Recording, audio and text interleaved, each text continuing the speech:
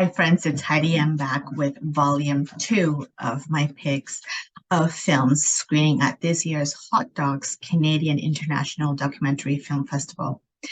So I'm starting with the Canadian Spectrum program, and this program is dedicated to films that are about Canada or Canadian content, and obviously are filmed and produced by folks here in Canada. So my first pick here is Aitamako ta Miskapi Natosi, Before the Sun, and it's directed by Banshee House.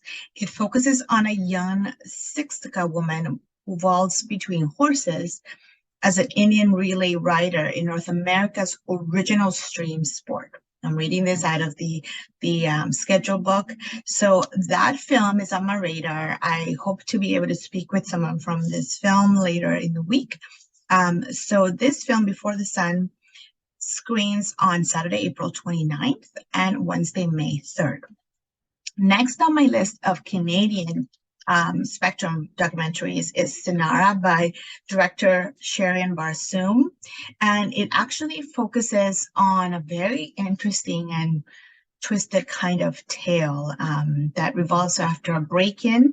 The mother in the household calls 911 looking for help for her disabled daughter. Her name is Sinara, that's the daughter, hence the name of the film. Hours later, Sinara is unfortunately dead, and her mother is the prime suspect in this sort of, I mentioned, twisted, gripping story of Canada's justice system on trial. I have lots to think and say about this film. I hope that you're able to check it out at the festival. It screens on Sunday, April 30th, and again on Thursday, May 4th. Another Canadian Spectrum pick for me is Undertaker for Life by director Georges Hannon. Hannon, perhaps, I think is the last name. So what I'm reading here is, with candor, compassion, and a healthy dose of humor, an insightful group of morticians and funeral directors take us on a philosophical journey through our inevitable mortality and behind the scenes of their industry daily routines. I'm always fascinated by this type of documentaries that look into professions that normally we don't think about on a day-to-day, but I'm sure are just as interesting as anything else. So that's the Canadian Spectrum picks. I am moving now into the international spectrum. Just a little caveat here, there's a lot of other films in these programs.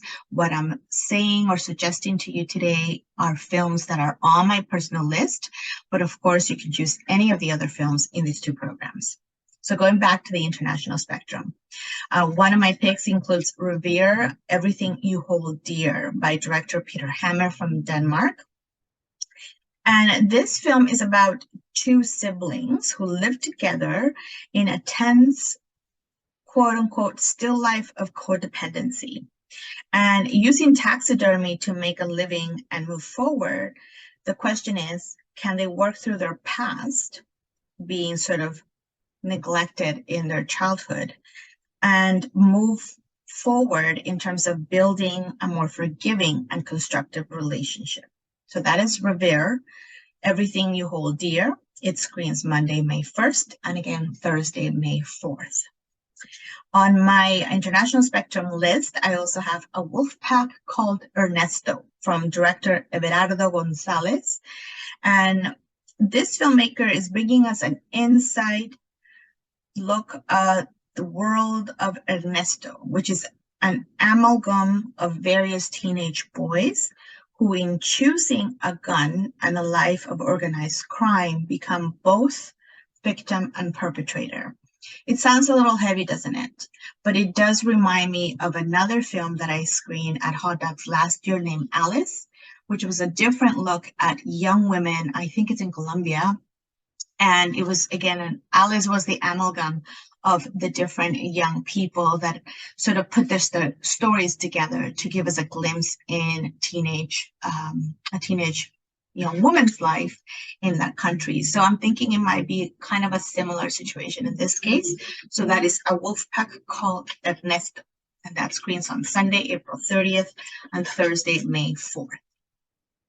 Moving on to the World Showcase program, I have The Castle by director Martin Benchimol from Argentina. And in this film, they describe it as a modern fairy tale of social class and family dynamics where they're explored when Justina inherits a mansion in the Argentinian Pampas, where she used to be the housekeeper. And the one condition is that she's never allowed to sell the house. So that's The Castle, El Castillo, screening Friday, April 28th, and again, Monday, May 1st. Next on the World Showcase program, I have The Echo by director Tatiana Hueso, and it's told through great cinematography, I am told.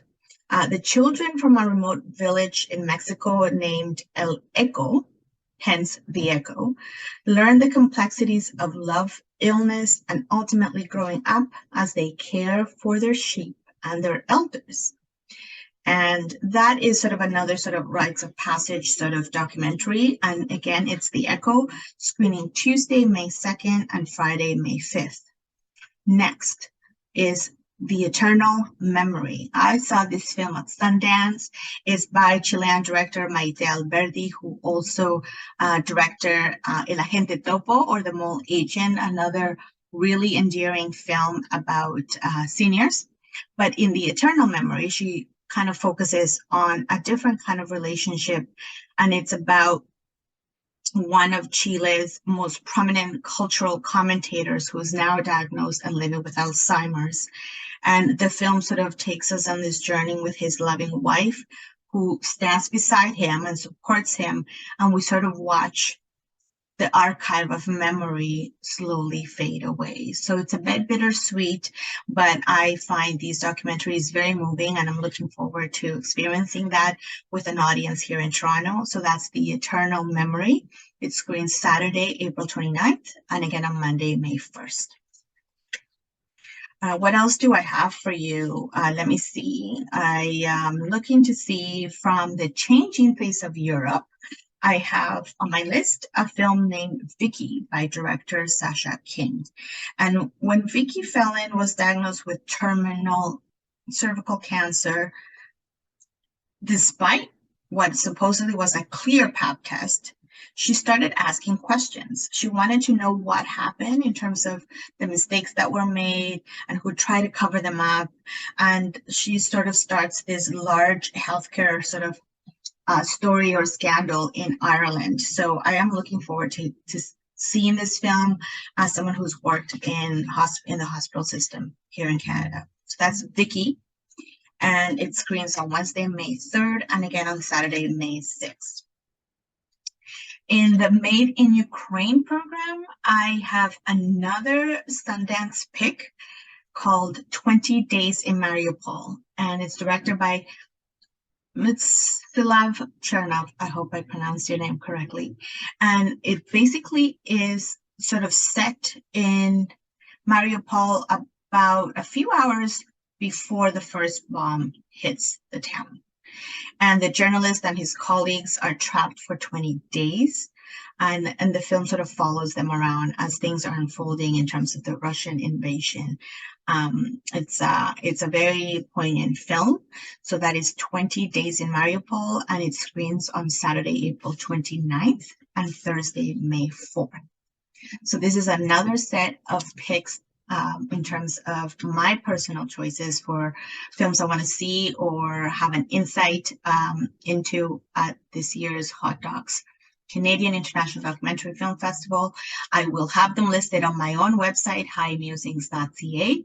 And of course, I want to invite you to follow me on social media at hyemusings in terms of my reactions to some of the films or other tidbits that I'm going to be sharing throughout my time at the festival.